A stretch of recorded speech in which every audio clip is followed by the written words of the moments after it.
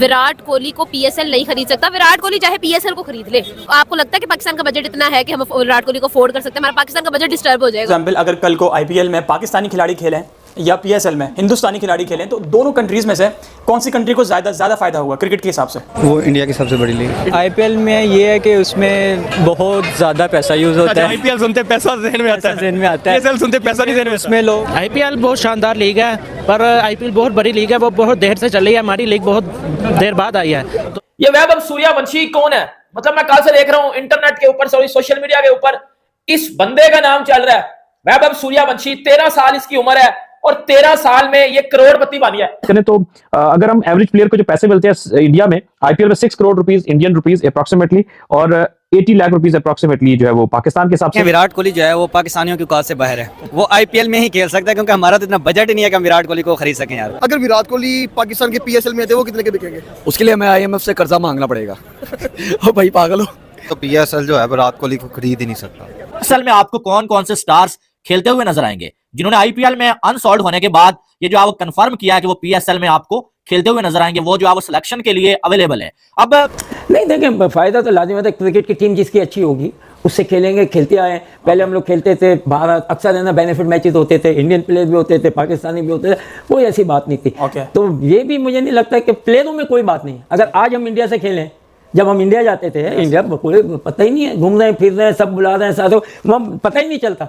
पाकिस्तान में देखेंगे, पाकिस्तान में एक अगर अच्छा खिलाड़ी सबसे अच्छा भी बिकता है ना, तो 3-4 करोड़ में 3 करोड़ में, तो फिर उनका बेस जो होता है ना, जो डोमेस्टिक का परफॉर्मर होता है, वो 3 से 5 करोड़ का बिक जाता है। इधर हमारे घंटे जो पाकिस्तानी क्रिकेटर हैं, ये बेचारे 30-35 साल की उम्र में करोड़पति नहीं बनते, और वो इंडिया का 13 साल का लड़का वैभव सूर्यवंशी भाई 13 साल की उम्र में करोड़पति बन गया है। आईपीएल में राजस्थान रॉयल्स ने उसको 1 करोड़ 10 लाख में खरीदा है। और ये जो मेरे घंटे के है ना, ये जो घंटे के फैंस हैं, ये जो देखो बाबर आजम का मुकाबला हम लोग कर रहे होते हैं विराट कोहली से, उधर सूर्यवंशी, वो वैभव सूर्यवंशी वो 1 करोड़ 10 लाख लेके गया है। वो पाकिस्तानी अप्रोक्सीमेटली 3.5-4 करोड़ बन जाएंगे।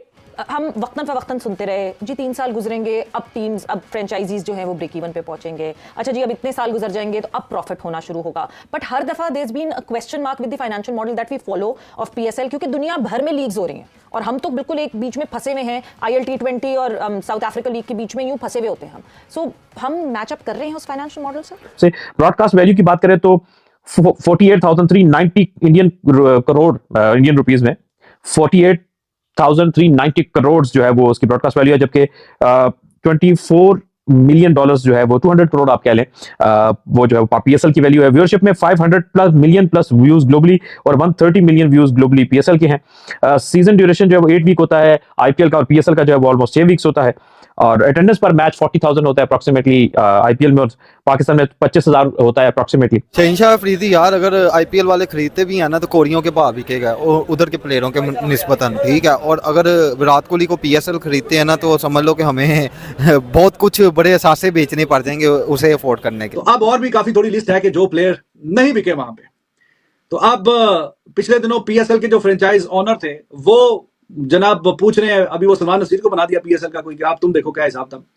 वो कह रहे हैं कि यार कोई लिस्ट बताओ तुम, हमारे कोई फॉरेन प्लेयर्स कब आएंगे, कैसे आएंगे, क्या लिस्ट है, अभी तक कितने तुम लोगों ने कोई बातचीत की है। तो वही जो हम देखते हैं काफी अरसे से, वो मुनरो आ जाएगा, एलेक्स हेल आ जाएगा, जो कि छोड़ छाड़ के जा चुके हैं, वो बस कहीं इधर उधर।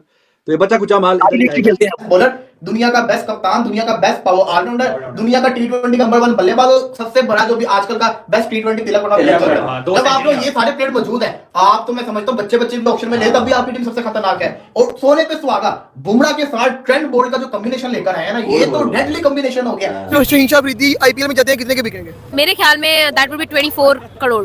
5 लाख इंडिया का। हमारे शहनशाह अफरीदी आईपीएल में जाते हैं, कितने के बिकेंगे?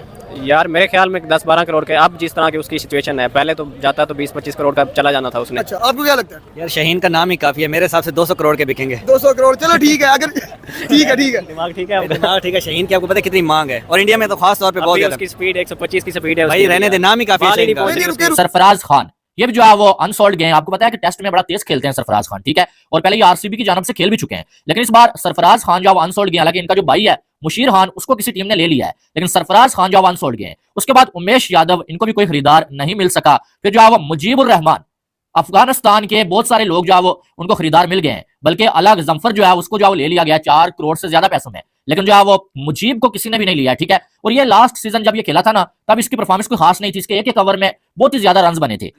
तो ठीक है, उनकी ये सोच थी, उनके मास्टर प्लान में अगर राहुल फिट नहीं हो रहा तो वो जबरदस्ती तो नहीं लेंगे ना। हर फ्रेंचाइज एक सोच के साथ आई, और जिसके पर्स में पैसे कम है, अगर उसे 2-2.5 करोड़ में कोई आदमी मिल रहा है तो उठा लिया।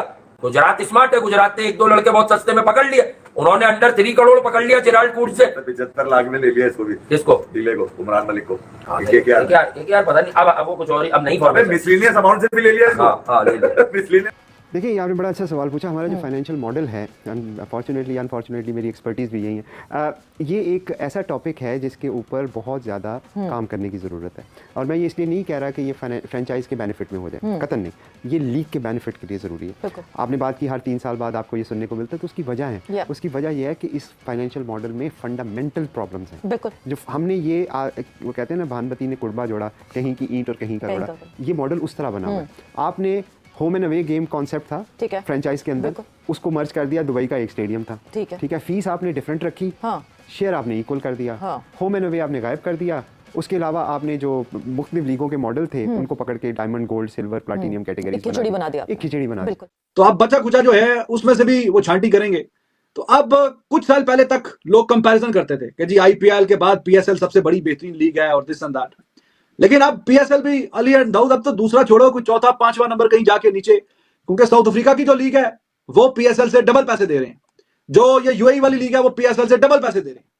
तो अगर आपका जो एलीट जो कि प्लैटिनियम कैटेगरी का प्लेयर है, जितने पैसे आप उसको दे रहे हो उससे डबल पैसे अगर साउथ अफ्रीका की लीग में मिलेंगे या यूएई वाली लीग में मिलेंगे, और मोर और लेस टाइम पीरियड भी बड़ा जरूरी है। वो साउथ अफ्रीका की लीग होती है, साथ में ये होती है, साथ ही बांग्लादेश प्रीमियर लीग शुरू हो जाती है, उसके बाद पीएसएल होती है। तो प्लेयर्स के पास ऑप्शन होता है कि वो वहां पे जाके खेलें, फिर 1 महीने का रेस्ट करें और फिर आईपीएल में अगर सिलेक्ट हुए में तो वहां पे चले जाएं।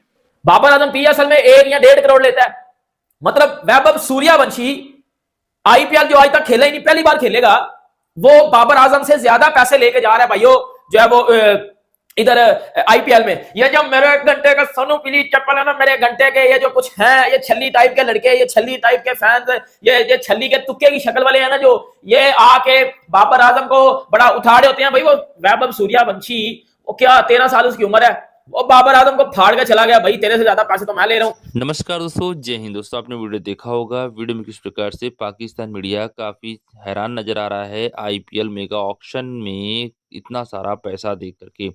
दोस्तों, आपको बता दें कि इंडियन प्रीमियम लीग 2025 का 2 दिन का तक चला मेगा ऑक्शन खत्म हो चुका है। सऊदी अरब के जद्दा में कई खिलाड़ियों को उम्मीद से ज़्यादा पैसा मिले, वहीं कुछ ऐसे खिलाड़ी रहे जिनको मायूसी हाथ लगी।